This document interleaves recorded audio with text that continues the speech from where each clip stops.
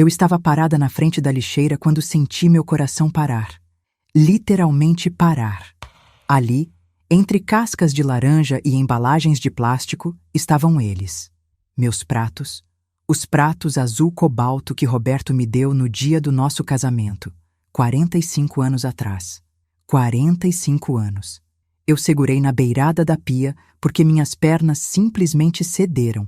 E foi nesse momento que ouvi a voz dela atrás de mim, fria como gelo. Ah, você viu. Eram velhos demais, Madalena. Lascados. Nojentos, na verdade.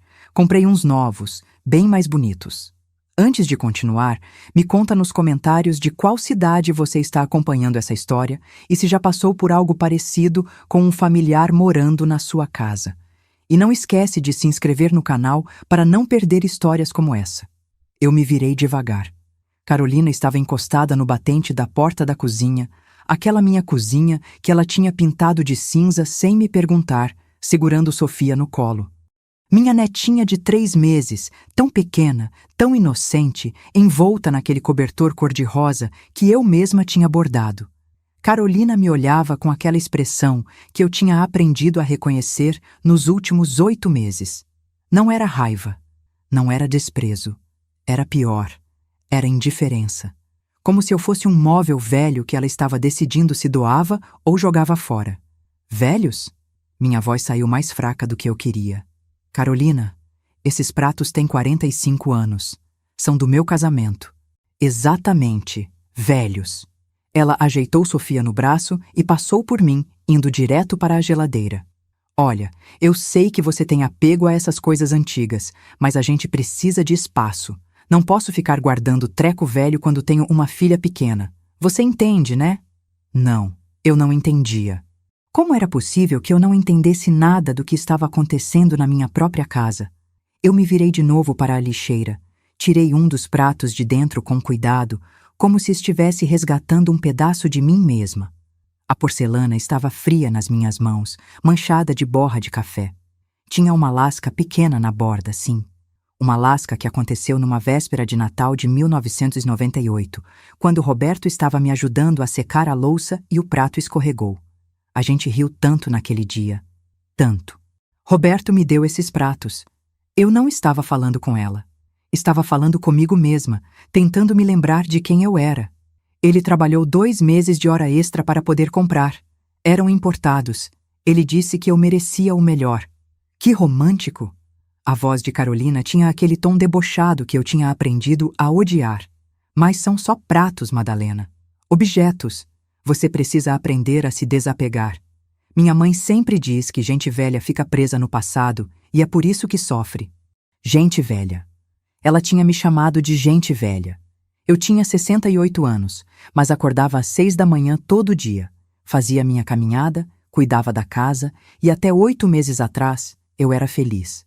Até o dia em que meu telefone tocou e era o Fernando, meu único filho, dizendo que tinha perdido o emprego e ia ser despejado.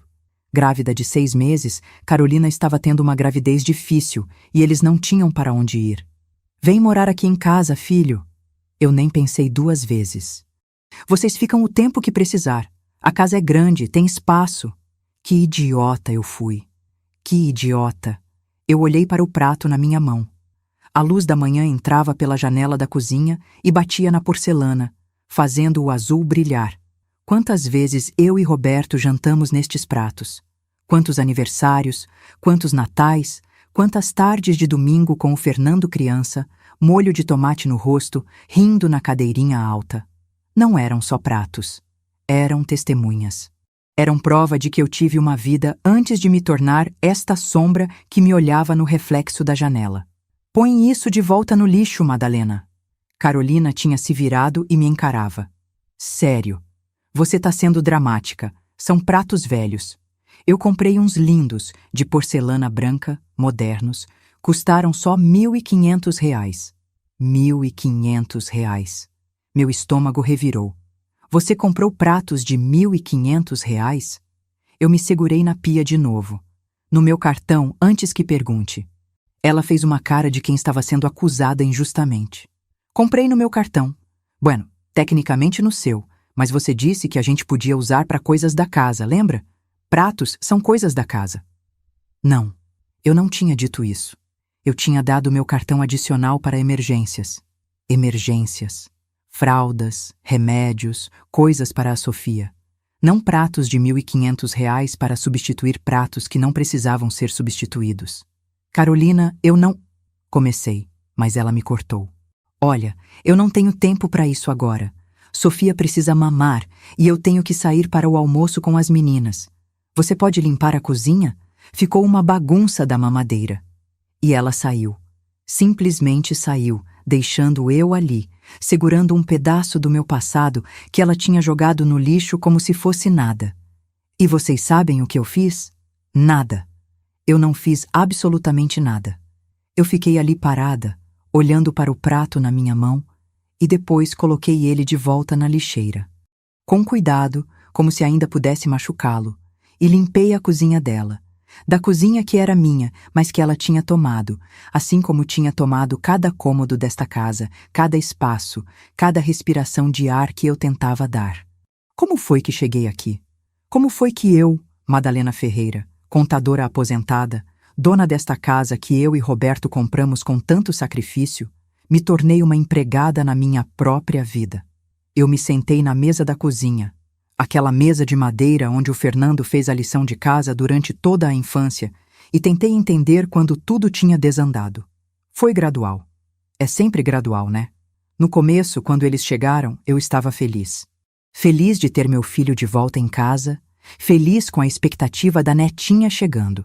Fernando estava abalado com a perda do emprego, mas eu disse que ia ficar tudo bem. É temporário, filho. Vocês ficam aqui uns 3, 4 meses, você arruma um emprego novo e quando estiverem firmes de novo, procuram um lugar de vocês. Obrigado, mãe. Ele tinha me abraçado. A gente não vai abusar, prometo. A primeira semana foi boa. Carolina era educada, ajudava na cozinha, conversava comigo sobre o bebê. Eu até pensei que tinha julgado ela mal antes. Ela e o Fernando namoraram só 1 ano antes de casar. E nos 2 anos de casamento, eu mal tinha visto minha nora. Eles moravam longe, na Zona Norte, e eu aqui em Perdizes. Ela sempre arrumava desculpa para não vir aos almoços de domingo. Mas agora, morando junto, eu pensei, a gente vai se conhecer melhor. A gente vai ser família de verdade. Que idiota eu fui. Na segunda semana, as coisas começaram a mudar. Pequenas coisas. Carolina pediu para trocar as cortinas da sala. Essas estão muito velhas, Madalena. Vou comprar umas mais modernas. Eu hesitei, mas pensei, bem, elas são velhas mesmo. Deixa a menina deixar a casa do jeito que ela gosta. Ela vai morar aqui por uns meses. Faz sentido que se sinta confortável. Aí foi a música. Carolina começou a ouvir música alta no quarto deles, que era o quarto de hóspedes. Pagode, funk, até 2 da manhã. Quando eu pedi para ela diminuir o volume, ela revirou os olhos. Você dorme que nem velha mesmo, Madalena. Nem é tão tarde assim. Eu engoli a raiva. Engoli porque eu não queria criar problema. Engoli porque meu filho estava desempregado e estressado, e eu não queria adicionar mais tensão. Engoli porque, no fundo, eu tinha medo. Medo de que se eu reclamasse, eles fossem embora e eu perdesse o contato com o Fernando. Com a Sofia que estava para nascer. E você? O que faria se fosse seu filho morando com você? Até onde você deixaria ir antes de falar alguma coisa? Depois foi à sala. Carolina decidiu que queria reorganizar. Ela moveu todos os móveis sem me perguntar. A cristaleira do Roberto, aquela que ele herdou da mãe dele, foi para o canto mais escuro da sala. Fica melhor assim, mais moderno, ela disse. As fotos de casamento que ficavam na parede foram substituídas por quadros abstratos que ela comprou. Seu casamento foi há muito tempo, Madalena. A gente precisa atualizar a decoração. Cada mudança era uma pequena morte. Cada objeto movido, cada coisa substituída, era como se ela estivesse apagando Roberto. Apagando minha história. Mas eu não falava nada. Eu engolia, engolia, engolia, até sentir que ia sufocar com tanto silêncio preso na garganta. E então Sofia nasceu. Minha netinha linda, com os olhos do Fernando, o narizinho arrebitado. Quando eu a segurei pela primeira vez no hospital, eu chorei. Chorei de alegria, de amor e de um alívio que eu nem sabia que estava sentindo. Finalmente pensei, algo bom, algo puro nessa confusão toda. Vó vai cuidar muito bem de você. Eu sussurrei para ela. Vó vai te dar todo o amor do mundo. Mas Carolina tinha outros planos. 2 semanas depois de voltarem do hospital, Carolina entrou na minha sala de costura. Eu estava fazendo uma manta para a Sofia, cada ponto dado com cuidado, com amor. Era um espaço sagrado para mim. Minha máquina de costura, meus tecidos organizados, minhas linhas. Roberto tinha transformado aquele quarto para mim 10 anos atrás, quando eu me aposentei. Você merece um lugar seu, ele tinha dito. Preciso desse quarto. Carolina nem bateu na porta, só entrou. Para as coisas da Sofia, fraldas, roupas, brinquedos, você pode guardar suas coisas no armário do corredor. Mas, Carolina, esse é meu ateliê. Minha voz tremeu. Eu costuro aqui. É meu espaço. E agora vai ser o quarto da Sofia. Ela cruzou os braços. Você escolhe o bem-estar da sua neta ou o seu hobby. Hobby. Ela tinha chamado de hobby, como se não fosse a única coisa que me mantinha sã. Como se não fosse o lugar onde eu conversava com Roberto, onde eu sentia ele perto de mim, onde eu ainda existia como pessoa, e não apenas como avó, a mãe, a dona da casa, que não era mais dona de nada. Tudo bem, eu ouvi minha voz dizer. Pode usar o quarto. Mas não foi tudo bem. Nada estava bem. E ia piorar muito antes de melhorar.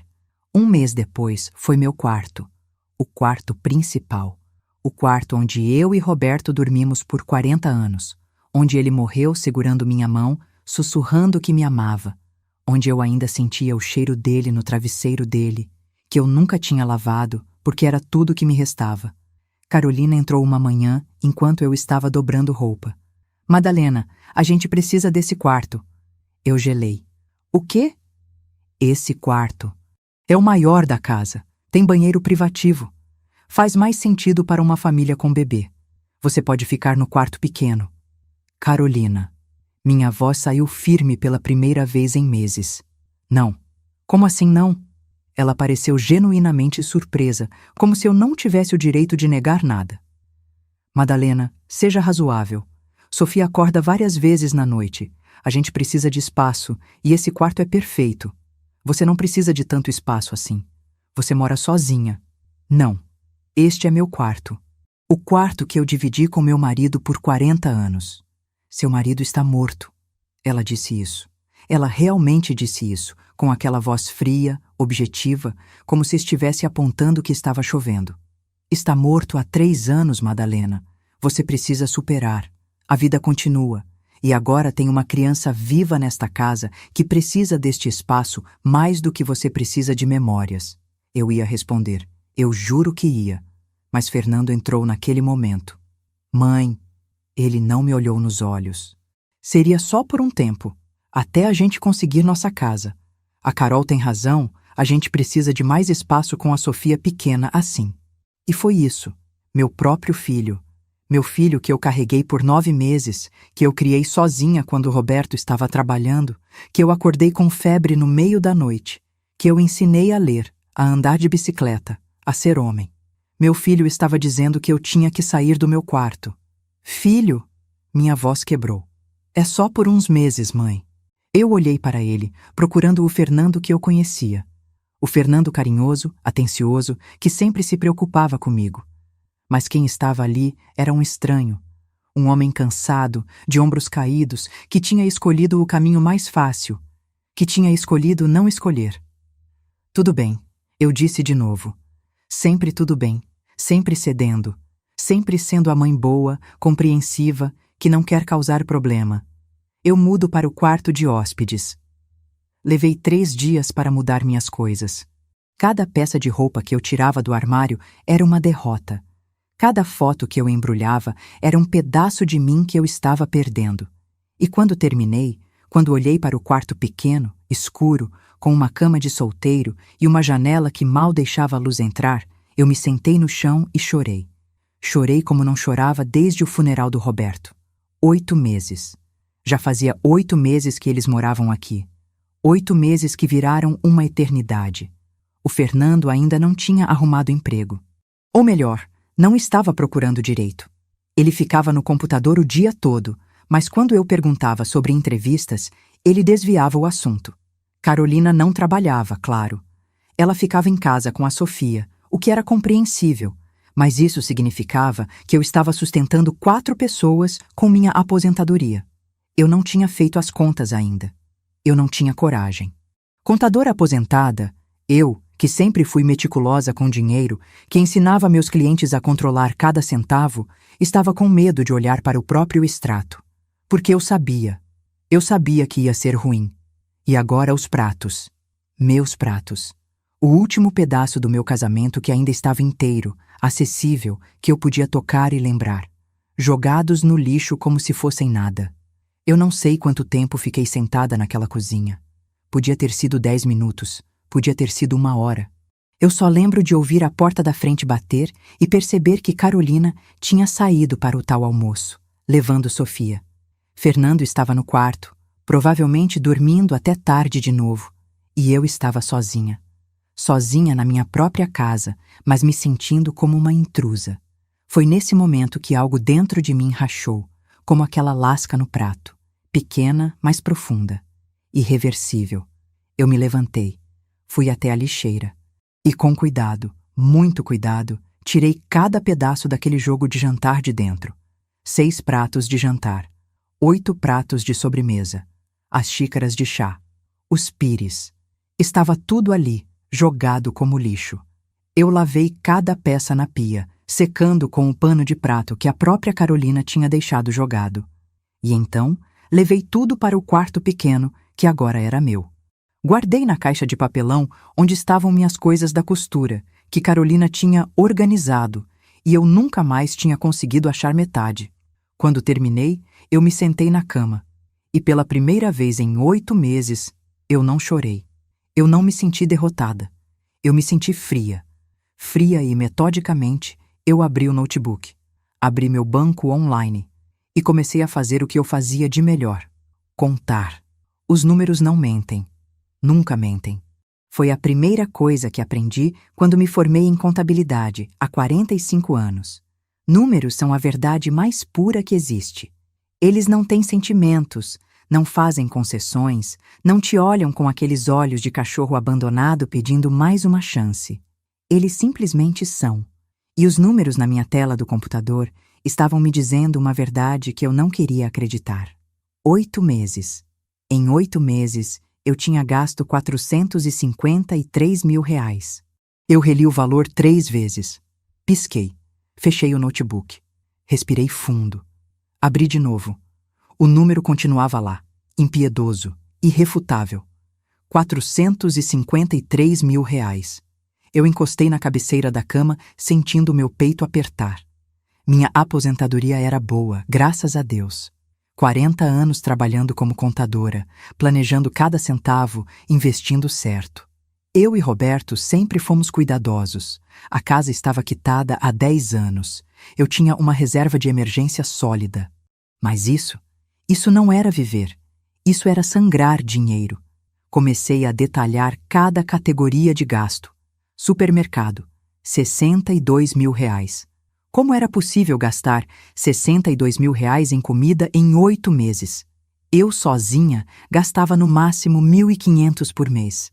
Mas agora eram 4 bocas, e Carolina tinha gostos caros, salmão importado, queijos especiais, vinhos que custavam R$300 a garrafa.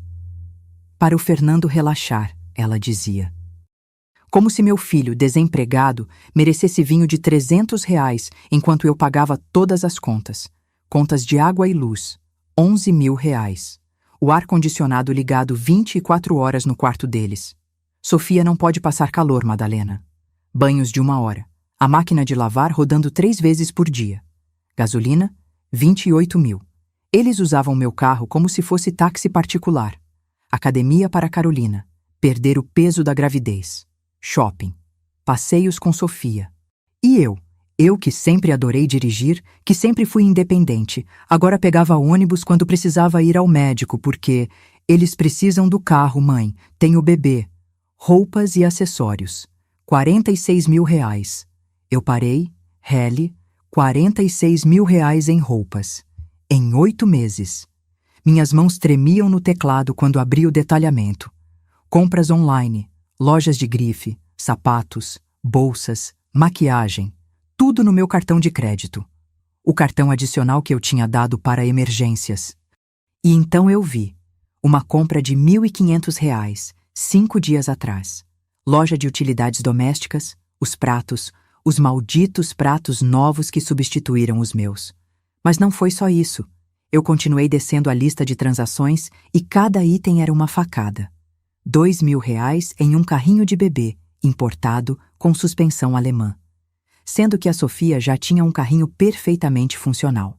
R$ 3.500 em um berço montessoriano, quando já existia o berço que eu tinha comprado, de madeira maciça, que custou R$ 1.200 e era lindo. R$ 1.800 em sessões de fotografia newborn, que encheram as redes sociais da Carolina, mas eu, a avó, só recebi 2 fotos pelo WhatsApp. R$ 800 em um curso online de maternidade consciente. E a lista continuava. Restaurantes, R$ 31.000. R$ 31.000 em restaurantes enquanto eu comia macarrão com molho de tomate no meu quartinho. Porque a cozinha tá ocupada, Madalena. Estou fazendo a papinha da Sofia. Eu me levantei da cama. Comecei a andar de um lado para o outro no quarto minúsculo que agora era meu. Meu quarto de hóspede na minha própria casa. Senti a bile subir pela garganta. R$ 453.000. Em 8 meses. E o pior, eu tinha deixado. Eu tinha permitido. Cada vez que Carolina pedia o cartão, eu dava. Cada vez que Fernando murmurava, a gente paga quando eu arrumar emprego, eu acenava com a cabeça. Mas a verdade que estava ali nos números friamente revelada, era que eles nunca pretenderam pagar nada. Eles nunca pretenderam sair. Eles tinham encontrado uma fonte inesgotável de dinheiro, uma casa de graça, e uma idiota que bancava tudo sem questionar. Uma idiota chamada Madalena. Mas a descoberta que me destruiu, que me fez sentar no chão daquele quarto e colocar a mão na boca para não gritar, veio quando eu abri o detalhamento completo do cartão de crédito. Não só as compras que eu autorizei. Todas as compras. R$ 11.500 em transações que eu não reconhecia. Eu cliquei em cada uma, meu coração batendo tão forte que eu podia ouvir o sangue pulsando nos meus ouvidos. Salão de beleza. 1.200. Reconstrução capilar. Roupas de academia. 2.800. Produtos de skincare coreanos. 3.900. Um relógio. 2.600. Jantar romântico para 2. R$ 900. Carolina tinha usado meu cartão. Meu cartão. Sem permissão. Sem me avisar. Compras que não tinham nada a ver com Sofia, com a casa, com emergências. Compras para ela. Luxos, caprichos. Isso tinha um nome. Eu sabia o nome porque passei 40 anos lidando com leis tributárias, com auditorias, com prestação de contas. Isso se chamava roubo. E vocês sabem o que passou pela minha cabeça naquele momento? Vocês sabem o que eu pensei enquanto olhava para aquelas transações fraudulentas na tela do meu computador? Será que foi sem querer? Será que ela se confundiu? Até naquele momento, até com a prova na minha frente, eu ainda estava procurando desculpas para ela.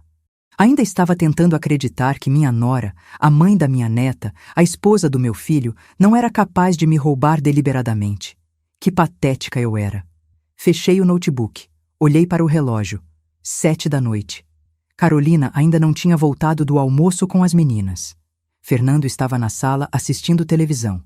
Eu podia ouvir o som vazando pela porta. Um jogo de futebol.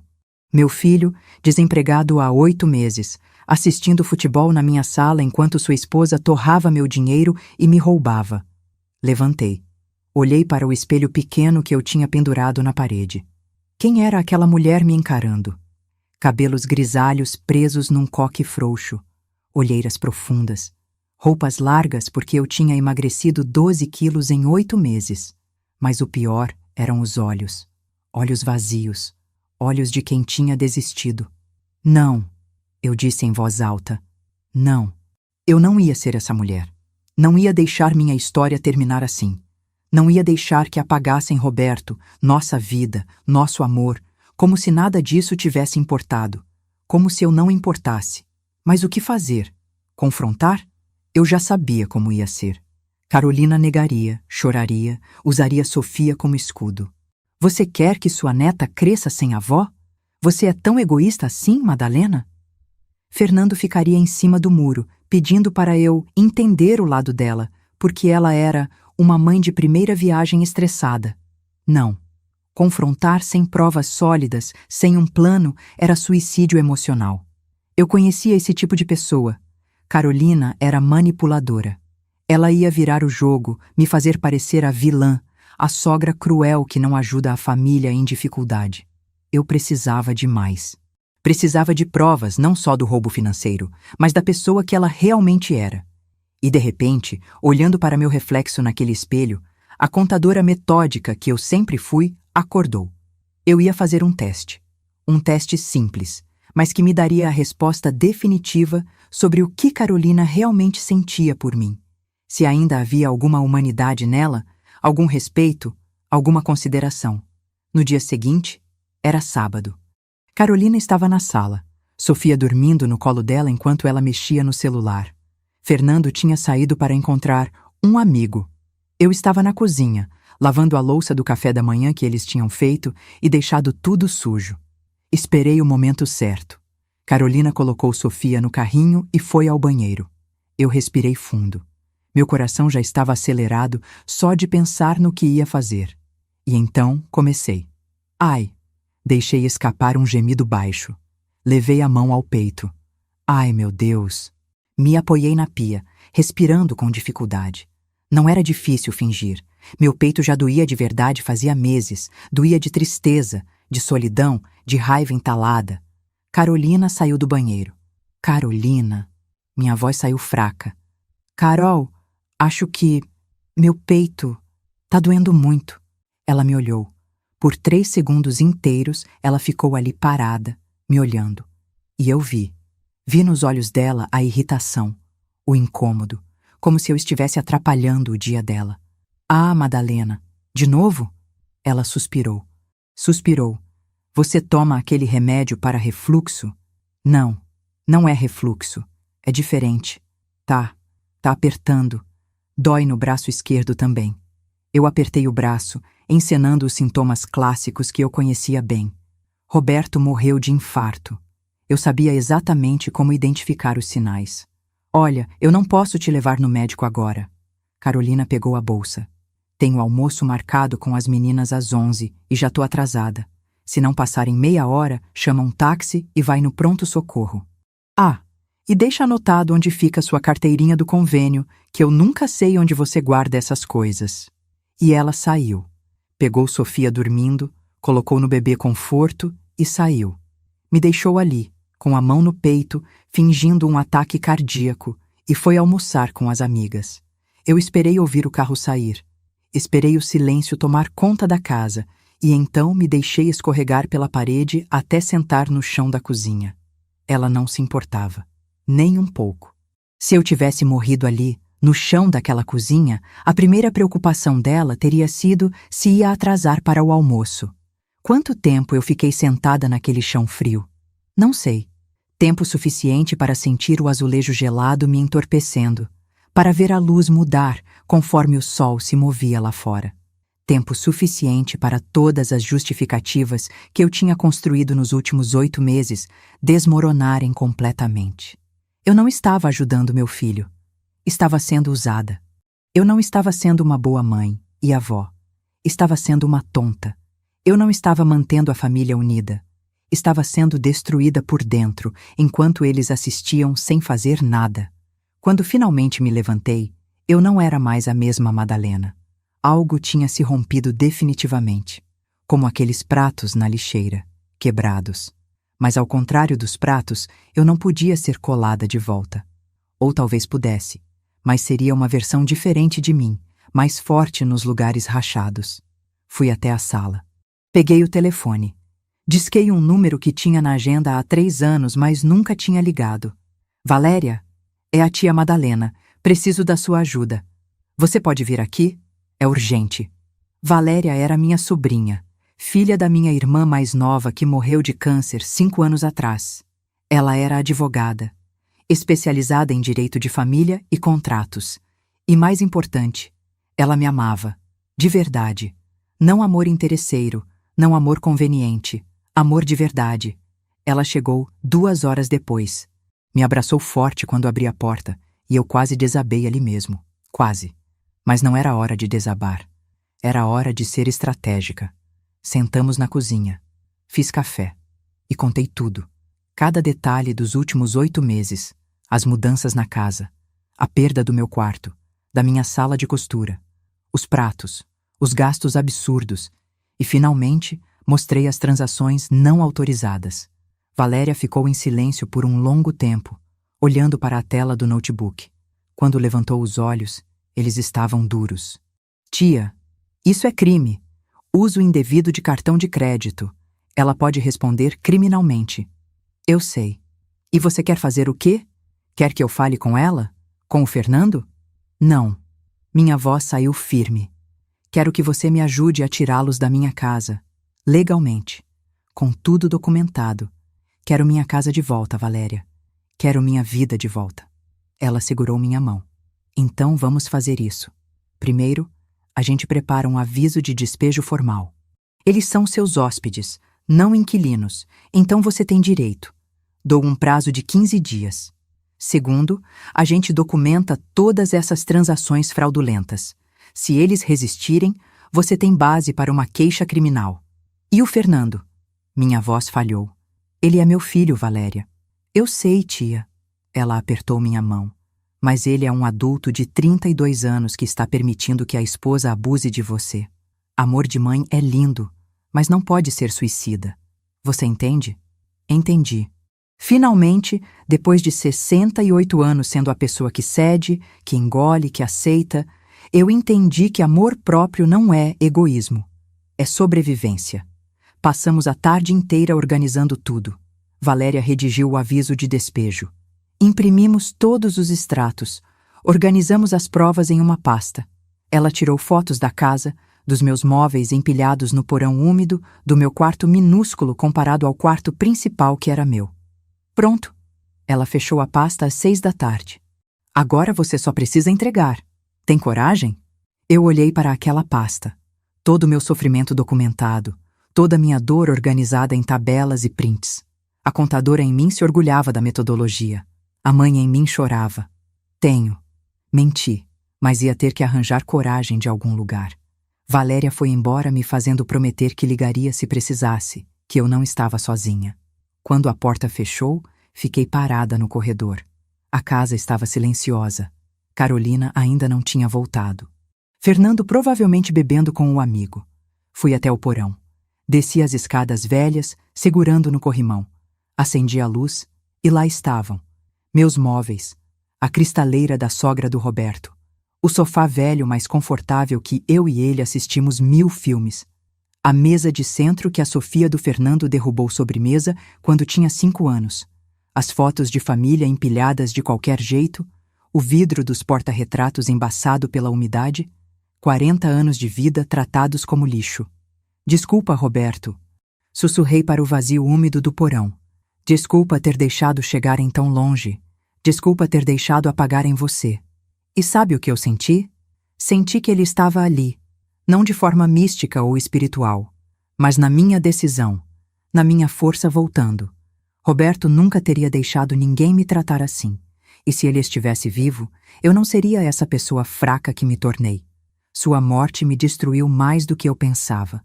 Mas agora, finalmente, eu ia me reconstruir. Subi as escadas, lavei o rosto. Olhei de novo para aquele espelho no meu quartinho. A mulher me encarando ainda estava cansada, ainda estava machucada. Mas havia algo novo nos olhos. Determinação. No dia seguinte seria domingo. Domingo sempre foi dia de almoço em família. Eu ia fazer o almoço. Um almoço especial. E depois da sobremesa, ia entregar a pasta. Ia dizer as palavras que estava engolindo há 8 meses. Ia recuperar minha casa, minha dignidade, minha vida. Porque números não mentem. E os números me diziam que eu tinha sido roubada, abusada, desrespeitada. Mas os números também me diziam outra coisa. Eu ainda tinha tempo de reverter isso. Ainda tinha recursos. Ainda tinha força. Só precisava usar. E eu, o que você acha que eu faria? Será que teria coragem de enfrentar o próprio filho? Me diz nos comentários. Porque eu tive. Não foi fácil. Foi a coisa mais difícil que fiz na vida. Mas eu tive. E o que aconteceu no dia seguinte mudou tudo. Domingo de manhã, acordei às 5. Não porque o despertador tocou, mas porque não consegui dormir. Fiquei a noite inteira olhando para o teto do quartinho que não era meu, ensaiando o que ia dizer, como ia dizer, imaginando cada reação possível. Fernando, Carolina, precisamos conversar. Não, muito fraco. Vocês vão sair da minha casa hoje. Muito agressivo. Eu ia parecer histérica. Trouxe uns documentos para mostrar para vocês. Melhor. Calmo. Objetivo. Como uma contadora apresentando um balanço. Levantei, tomei banho, vesti minha melhor roupa, uma calça social preta, blusa branca, o colar de pérolas que Roberto me deu no nosso 30º aniversário de casamento. Prendi o cabelo num coque impecável. Passei batom. Me olhei no espelho e quase não reconheci a mulher me encarando. Parecia eu de novo, a Madalena de antes, a que entrava em reuniões com empresários e fechava contratos, a que não abaixava a cabeça. Desci para a cozinha. Às 6 da manhã, a casa ainda estava em silêncio. Peguei o avental, aquele avental amarelo que a mãe do Roberto tinha me dado, que a Carolina disse que era feio e antiquado, mas que eu tinha escondido no fundo do armário em vez de jogar fora. Vesti ele como se estivesse vestindo uma armadura. Fui fazer o almoço. Ia ser o melhor almoço que eu fazia em meses. Picanha nobre, farofa completa, vinagrete, arroz soltinho, feijão tropeiro. A salada de batata que o Fernando adorava desde criança. E de sobremesa, o pudim de leite condensado que era a receita secreta da minha mãe. Se ia ser o último almoço deles na minha casa, ia ser memorável. Cozinhar sempre foi minha terapia. Cada movimento, picar, temperar, mexer, era uma meditação. Eu sentia Roberto ali comigo, como sempre sentia quando cozinhava. Quantas vezes ele entrou na cozinha, passou o braço na minha cintura, roubou um pedaço do que eu estava preparando? Quantas vezes a gente riu enquanto eu reclamava que ele estava atrapalhando? Me ajuda hoje, amor. Sussurrei para o vazio. Me dá força. Às 10 da manhã, Carolina desceu. Cabelo solto, pijama de seda. Um pijama de R$ 400 que eu vi na fatura do cartão. Ela parou na porta da cozinha, olhando para mim com surpresa. Nossa, Madalena, você acordou cedo. E tá arrumada? É domingo, dia de almoço em família. Continuei mexendo o feijão sem olhar para ela. Vai ficar pronto ao meio-dia. Que chique! Ela foi até a geladeira, pegou o suco de laranja que eu tinha espremido. Tomou direto da jarra, algo que me deixava louca, mas que eu nunca tinha falado nada. Tem alguma ocasião especial? Tem. Desliguei o fogo, me virei para ela. Vamos ter uma conversa importante hoje, depois do almoço. Os 3. Você, eu e o Fernando. Ela me olhou com aquela expressão que eu tinha aprendido a decifrar. Estava calculando, tentando descobrir se era algo que a afetava, se precisava se preocupar. Sobre o quê? Depois do almoço, Carolina. Minha voz saiu firme. Agora, se me dá licença, preciso terminar aqui. Ela ficou mais uns segundos me encarando. Depois deu de ombros e saiu. Ouvi ela subindo as escadas. Provavelmente para acordar Fernando. Provavelmente para especular sobre o que eu queria. Que especulassem. Em 2 horas, iam descobrir. 12:00 em ponto, coloquei tudo na mesa. A mesa da sala de jantar que a Carolina tinha reorganizado, mas que hoje eu tinha voltado para o lugar original, bem no centro, com a toalha bordada que minha mãe fez para o meu casamento. Coloquei os pratos novos, aqueles malditos pratos brancos e sem alma que custaram R$ 1.500. Uma ironia proposital que só eu entendia. Fernando desceu primeiro. Parou ao ver a mesa posta. Mãe, o que é tudo isso? Almoço de domingo, filho. Sentem-se. Carolina veio logo atrás com Sofia no colo. Minha netinha linda, com 5 meses agora, toda desgrenhada de sono. Meu coração apertou. 5 meses que eu mal tinha segurado ela, porque sempre tinha algo. Sofia estava mamando, Sofia estava dormindo, Sofia estava irritada. Sempre uma desculpa para eu não pegar minha própria neta no colo. Senta, Carol. Fernando puxou a cadeira para ela. Que luxo, né? A mãe caprichou. Eu me sentei. Servi cada um. Ninguém falava muito, só os sons de garfo e faca no prato. Fernando comeu com vontade. Pelo menos isso não tinha mudado. Ele sempre amou minha comida. Carolina beliscava, fazendo cara de quem estava avaliando criticamente cada garfada. Tá bom, Madalena, ela disse, como se estivesse fazendo um favor. A carne ficou macia. Obrigada, respondi seca. O almoço continuou naquele clima estranho, tenso. Fernando tentou puxar assunto sobre futebol, sobre um filme que tinha assistido. Eu respondia com monossílabos. Minha cabeça estava na pasta que estava no meu quarto, esperando, na conversa que ia acontecer. Quando terminamos, levantei para buscar a sobremesa. Mãe, deixa que eu limpo depois. Fernando começou a juntar os pratos. Não precisa, filho. Hoje eu deixo tudo para depois. Agora vamos tomar sobremesa e depois conversar. Servi o pudim. 3 fatias perfeitas, com aquela calda de caramelo que brilhava. Fernando comeu em silêncio. Carolina mal tocou na dela. Quando terminaram, me levantei. Vou buscar uma coisa, já volto. Subi as escadas, entrei no quartinho. Peguei a pasta que tinha preparado com a Valéria. Respirei fundo 3 vezes. Meu coração estava disparado. Minhas mãos tremiam. Mas eu tinha que fazer isso. Tinha que fazer. Desci. Voltei para a sala de jantar. Coloquei a pasta na mesa. Me sentei. Então, minha voz saiu mais firme do que eu esperava.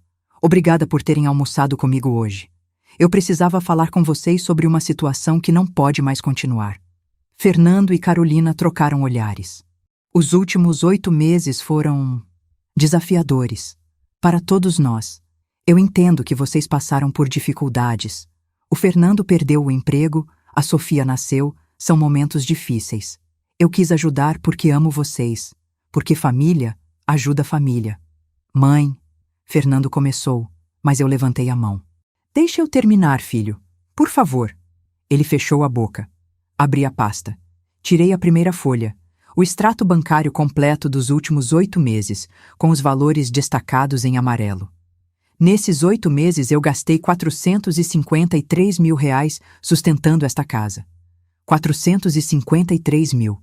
Isso dá uma média de 56 mil por mês. Antes de vocês morarem aqui, eu gastava 8 mil por mês com tudo. Tudo. Empurrei a folha para o Fernando. Ele pegou, olhos arregalados, descendo pela lista de valores. Mãe, eu não sabia que era tanto. Não sabia porque não quis saber. Minha voz saiu dura. Não quis perguntar, não quis se preocupar. Só quis gastar. Pera aí. Carolina se intrometeu. Aquela voz estridente que eu odiava. Você nos convidou para morar aqui. Disse que a gente podia ficar quanto tempo precisasse. E agora vem cobrar? Isso é sacanagem, Madalena. Mãe não cobra de filho. Eu a olhei. Realmente olhei. E pela primeira vez em 8 meses, não desviei o olhar quando ela tentou me intimidar. Mãe não cobra de filho, mas mãe também não é escrava de filho. E tem mais. Tirei a segunda folha. Os extratos do cartão de crédito, com as transações não autorizadas, circuladas em vermelho. R$ 11.500 em compras que eu não autorizei. R$ 11.500 que você, Carolina, gastou no meu cartão sem permissão. Salão de beleza, roupas, produtos de luxo. E antes que diga que foi engano, cortei quando vi ela abrindo a boca. Eu tenho aqui os comprovantes de todas as transações, com data, hora e até a assinatura eletrônica. Sua assinatura. O silêncio que caiu sobre a sala foi absoluto. Fernando olhava fixamente para os papéis, o rosto ficando cada vez mais branco. Carolina abriu e fechou a boca várias vezes, como um peixe fora d'água. Eu ia te contar. Ela finalmente disse, a voz fina. Ia pedir para parcelar e pagar. Foram coisas que eu precisava, Madalena. Você não entende o quanto é difícil ser mãe de primeira viagem, o estresse, a pressão. Não, cortei. Não. Você não vai fazer isso. Não vai usar a maternidade como desculpa para ter me roubado. Porque é isso que você fez, Carolina. Me roubou, usou meu cartão sem autorização. Isso é crime. Tem nome. Fraude. Uso indevido de cartão de crédito. Mãe, Fernando tentou de novo. Você sabia? Me virei para ele. Sabia que sua esposa estava usando meu cartão sem permissão? Ele não respondeu. Só olhou para baixo. Você sabia? Minha voz saiu alta. Mais alta do que eu pretendia. Mas 8 meses de silêncio tinham se rompido e agora estava tudo saindo de uma vez. Eu vi algumas compras. Ele murmurou. Mas achei que você tinha deixado ela usar. Achei que vocês tinham combinado. Combinado? Eu ri. Ri porque senão ia chorar. Fernando, em que momento você me viu feliz nesses últimos 8 meses? Em que momento você olhou para mim e pensou, minha mãe está bem? Ele não respondeu.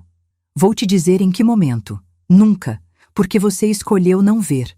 Escolheu ignorar o fato de que sua esposa me tirou do meu quarto. Do meu quarto, Fernando. O quarto onde seu pai morreu, onde eu dormi 40 anos. Escolheu ignorar quando ela jogou meus móveis no porão, quando ela pintou a casa sem me perguntar, quando ela jogou os pratos do meu casamento no lixo. Os pratos? Ele piscou confuso. Os pratos de porcelana azul que seu pai me deu no nosso casamento. Os pratos que tinham 45 anos de história. Ela jogou no lixo e comprou outros. Com meu dinheiro, é claro. Fernando olhou para Carolina, que estava vermelha. Eram velhos, ela se defendeu. Estavam lascados. Eu comprei outros melhores. Melhor para quem? Eu gritei. E não me importei de estar gritando. Melhor para você? Porque para mim, aqueles pratos eram insubstituíveis. Eram as únicas coisas que me restavam do meu casamento que não estavam trancadas em caixas ou jogadas no porão. E você os destruiu como se fossem nada. Sofia começou a chorar. Carolina a embalou, usando ela como escudo como sempre fazia. Olha o que você fez. Assustou a Sofia. Não, Carolina, olha o que você fez. Peguei a última folha da pasta. Este é um aviso de despejo formal, preparado pela minha sobrinha Valéria, que é advogada. Vocês têm 15 dias para sair da minha casa. O silêncio voltou, pesado, opressivo. Você tá nos expulsando? A voz do Fernando saiu quebrada. E foi nessa hora que meu coração rachou, porque era meu filho que eu carreguei, que eu amamentei, que eu criei. Meu filho que estava me olhando como se eu fosse a vilã dessa história. Não, filho, não estou expulsando. Estou retomando minha casa, minha vida, minha dignidade. Respirei fundo. Vocês vieram para ficar 3, 4 meses. Já fazem 8. O Fernando não arrumou emprego porque não procurou direito. Porque era mais fácil viver de graça, comer de graça, gastar de graça. E a Carolina, olhei para ela. A Carolina me tratou como uma intrusa na minha própria casa desde o primeiro dia. Isso não é verdade. Carolina se levantou, ainda segurando Sofia. Eu sempre fui respeitosa com você. Respeitosa? Eu também me levantei. Você me tirou do meu quarto, jogou minhas coisas fora, me roubou, e sabe o que foi pior? Quando eu fingi estar tendo um ataque cardíaco ontem, você me deixou sozinha para ir almoçar com suas amigas. Fernando ficou pálido. Você fingiu um ataque cardíaco? Fingi, para testar, para ver se ela se importava minimamente comigo. E sabe a resposta? Não, ela não se importa. Mandou eu chamar um táxi se não melhorasse. Olhei de volta para Carolina, porque para você eu sempre fui um estorvo, um obstáculo entre você e uma vida confortável às custas dos outros. Você é louca. Carolina caminhou até a porta. Completamente louca. Fernando, vamos embora. Não vou ficar aqui ouvindo essas acusações absurdas. Mas Fernando não se moveu. Ele estava olhando para os papéis espalhados na mesa, para os números, para as provas. Carol, você realmente usou o cartão da minha mãe sem permissão? Eu? Ela disse que podia. Disse que era para emergências. Salão de beleza é emergência? Ele pegou um dos extratos. R$ 3.000 em skincare coreano é emergência? Um relógio de R$ 2.600? Eu precisava dessas coisas. Eu acabei de ter um bebê. Meu corpo mudou. Minha autoestima. Às custas da minha mãe. Fernando se levantou. E pela primeira vez em 8 meses, eu vi o meu filho de verdade. O Fernando que eu criei. O homem honesto que Roberto tinha ensinado a ser. Carol, você roubou minha mãe. Não roubei, só usei o cartão. Ela tem dinheiro de sobra, Fernando. Olha essa casa, olha o carro. Ela é aposentada, não precisa de tanto dinheiro assim. Não é sobre precisar ou não, eu disse, calmamente agora. Toda a raiva tinha saído. Só restava a tristeza. É sobre respeito. É sobre limites. É sobre não achar que porque sou sua sogra, porque sou mais velha, porque sou a mãe do seu marido, eu devo tudo a vocês e não mereço dignidade. Peguei a pasta. Fechei. 15 dias. Vocês podem procurar um apartamento, ir para a casa da mãe da Carolina, arranjar qualquer coisa, mas em 15 dias quero vocês fora. E sobre os R$ 11.500, olhei diretamente para Fernando. Se até lá o valor não estiver na minha conta, ou se vocês não saírem no prazo, eu vou à delegacia e registro uma queixa formal por fraude. Mãe, eu não tenho esse dinheiro. Fernando passou a mão pelo cabelo. Eu gastei tudo que tinha na mudança para cá, e sem emprego. Então, vocês têm 15 dias para conseguir. Vendam algo, peçam emprestado, façam um acordo comigo para parcelar. Mas eu quero meu dinheiro de volta. Isso é ridículo. Carolina estava berrando agora. Você vai fazer isso com seu próprio filho? Com sua neta? A Sofia vai crescer sabendo que a avó botou ela na rua. A Sofia vai crescer sabendo que a avó tinha limites, que a avó não aceitou ser desrespeitada. E espero, minha voz falhou aqui, espero que a Sofia nunca precise passar pelo que eu passei, que ela cresça forte, sabendo que amor não é permitir abuso. Peguei minha pasta e subi as escadas. Entrei no quartinho. Fechei a porta. E só então, só quando tinha certeza de que eles não podiam me ver, me sentei na cama e chorei. Chorei por horas, até não ter mais lágrimas, até minha cabeça doer, até sentir que tinha expulsado todo o veneno que estava guardado dentro de mim. Lá embaixo, ouvia os sons da discussão, Carolina gritando, Fernando tentando acalmar, coisas sendo jogadas, uma porta batendo, o carro saindo, e depois silêncio. Um silêncio que eu não sentia há 8 meses. O silêncio da minha casa, do meu espaço, da minha paz voltando, aos poucos, como água enchendo um copo vazio. Os 15 dias que se seguiram foram os mais estranhos da minha vida. Estranhos porque a casa estava em silêncio, mas era um silêncio de guerra. Trincheiras invisíveis dividindo os cômodos. Carolina não falava comigo. Literalmente não dirigia a palavra. Passava por mim como se eu fosse um fantasma. Fernando tentava mediar, mas estava claramente dividido, e eu podia ver nos olhos dele a vergonha começando a brotar. Boa. Vergonha era o começo da consciência. No terceiro dia, ouvi Carolina ao telefone com a mãe dela, Dona Evelyn. Alto o suficiente para eu ouvir. Proposital. Pode acreditar, mãe? Ela tá nos expulsando, com um bebê de 5 meses. Que sogra faz isso? Ela é fria, é cruel, só pensa nela mesma. Não é sobre o dinheiro. É sobre ela querer ser a rainha do castelo dela. Não aceita que agora tem uma família de verdade aqui. Respirei fundo. Não mordi a isca. Deixei ela falar sozinha, porque eu sabia a verdade. E os números não mentiam. No 5º dia, Fernando me procurou. Bateu na porta do quartinho que ainda era meu, mas que em 10 dias voltaria a ser o que sempre foi. Um quarto de hóspedes. Mãe, posso entrar? Pode. Ele entrou. Estava com olheiras profundas. Tinha emagrecido. Bom, responsabilidade emagrece mesmo. Mãe, eu arrumei um emprego. Olhei para ele surpresa. Arrumou? Sim. Não é o ideal. É numa empresa menor, ganha menos do que eu ganhava antes. Mas é emprego. Vou começar segunda que vem. Ele se sentou na beirada da cama.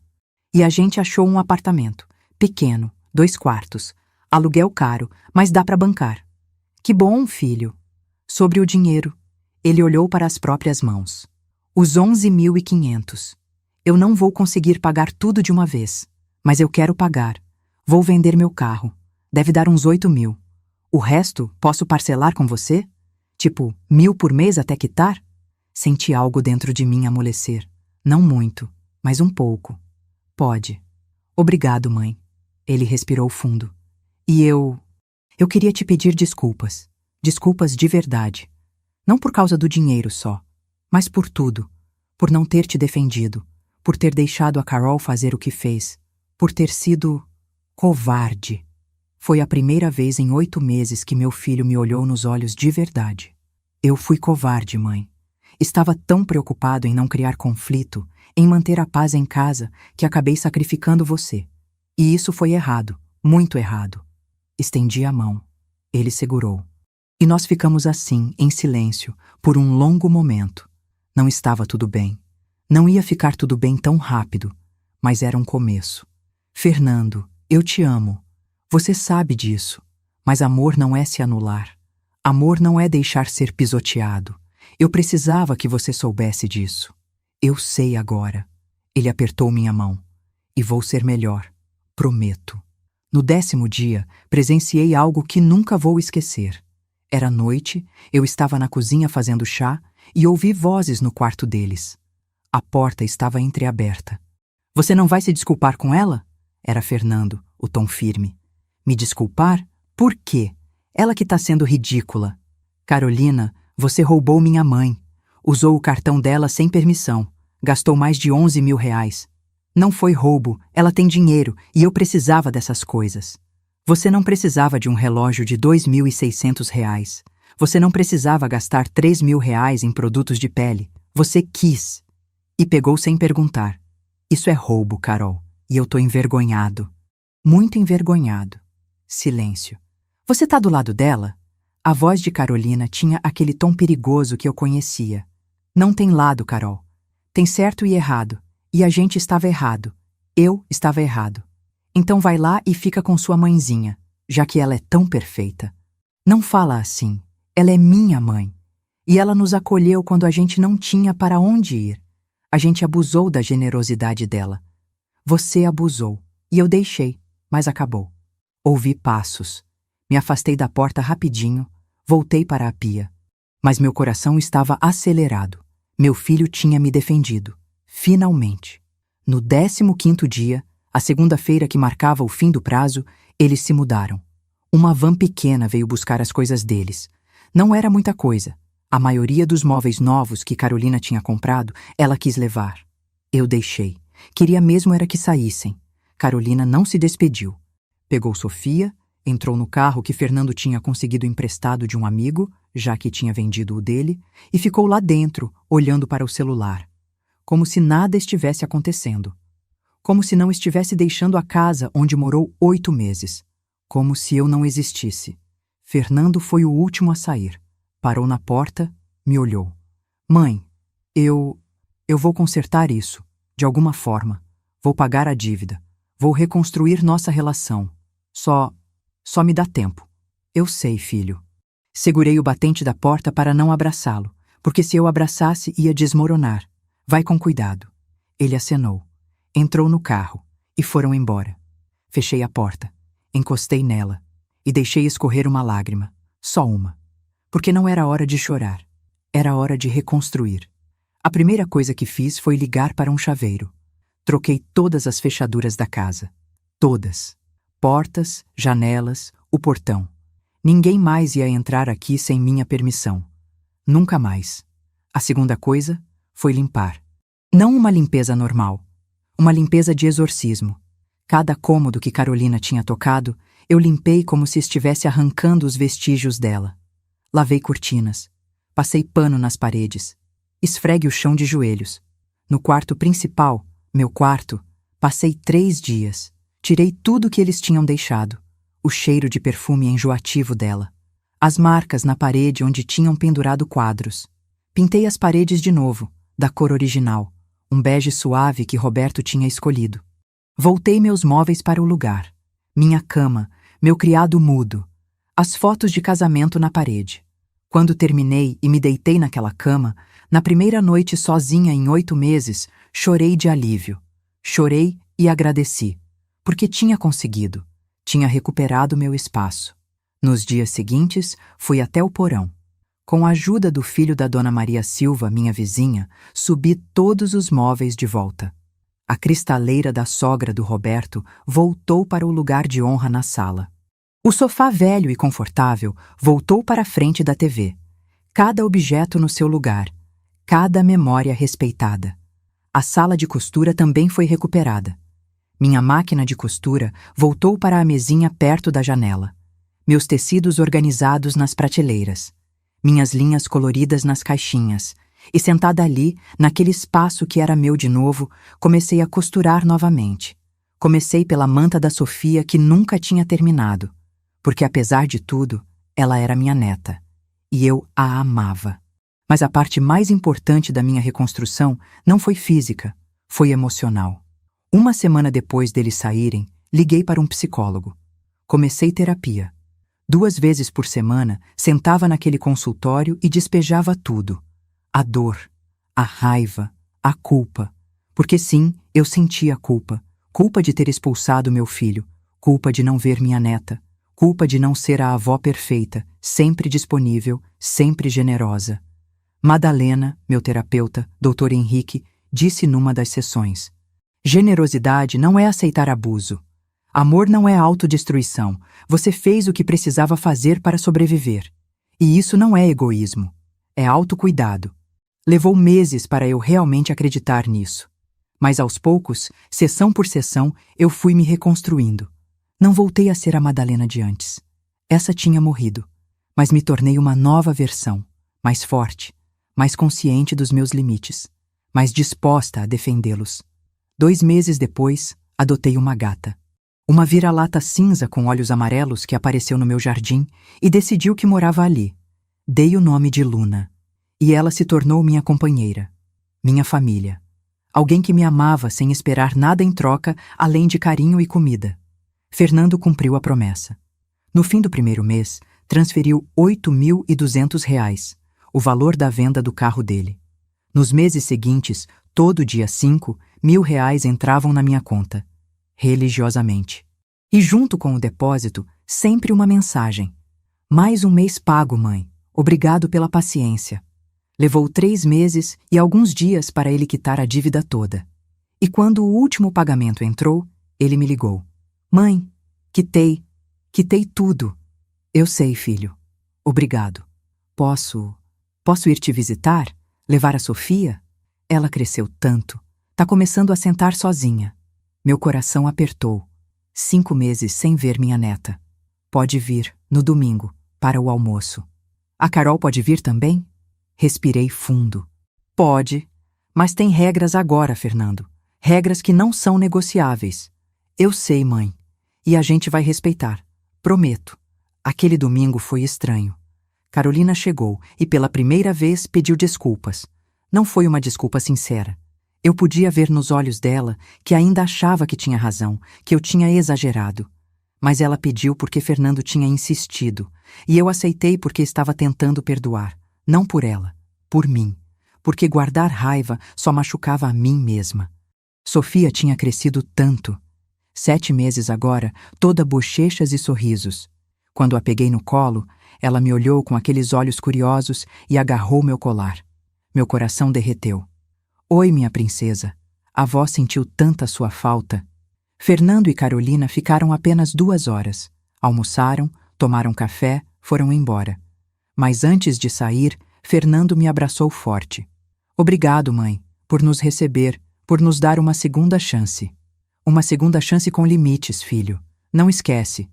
Não vou esquecer. Nunca mais. E foi assim que começamos uma nova fase. Devagar. Visitas quinzenais que viraram semanais. Sempre no meu horário, sempre no meu tempo, sempre com respeito. Carolina nunca se tornou a nora que eu queria, mas aprendeu a me respeitar. Ou pelo menos aprendeu a fingir bem. E isso já era alguma coisa. 1 ano depois daquela segunda-feira de despejo, eu estava na cozinha quando toquei a campainha. Era uma entrega. Uma caixa grande, pesada. Abri. Dentro, embrulhados com cuidado em jornal e plástico bolha, estavam eles. Meus pratos. Os pratos de porcelana azul cobalto que Carolina tinha jogado no lixo. Mas não estavam mais quebrados. Estavam inteiros. As rachaduras, as lascas, tudo tinha sido preenchido com ouro. Ouro dourado e brilhante que destacava cada ferida, cada quebra, transformando-as em veias luminosas na porcelana azul. Kintsugi. A arte japonesa de reparar cerâmica com ouro, celebrando a história da peça, suas cicatrizes, em vez de escondê-las. Tinha um cartão. Mãe, encontrei esses pratos naquela caixa no seu quarto. Pesquisei e descobri essa técnica japonesa. Achei que fazia sentido. As rachaduras não desaparecem, mas elas se tornam parte da beleza, parte da história. Como você. Com amor e respeito eterno, Fernando. Sentei no chão da cozinha, segurando um dos pratos contra o peito, e chorei. Chorei de uma forma que não chorava há muito tempo. Chorei de felicidade, de alívio, de gratidão, porque meu filho tinha entendido, finalmente tinha entendido. As feridas não desaparecem, não mesmo. Até hoje, 2 anos depois, ainda sinto um aperto no peito quando lembro de como me senti naqueles 8 meses. Ainda acordo às vezes no meio da noite, sonhando que estou presa naquele quartinho pequeno, ouvindo Carolina mandar em mim. Mas essas cicatrizes me fizeram mais forte. Me ensinaram coisas sobre mim que eu não sabia. Me ensinaram que eu tenho limites, que eu mereço respeito, que amor próprio não é egoísmo. Hoje, aos 70 anos, vivo sozinha nesta casa com a Luna. Fernando me visita toda semana com a Sofia, que agora tem 2 anos e meio e me chama de vovó Lena.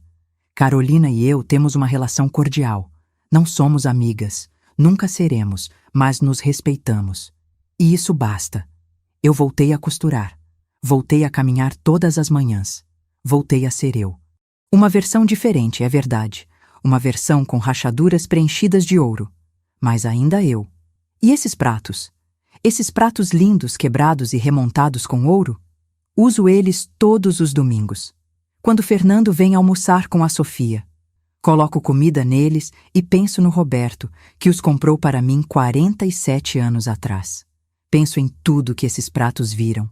Penso em como foram descartados e em como foram salvos. Como eu.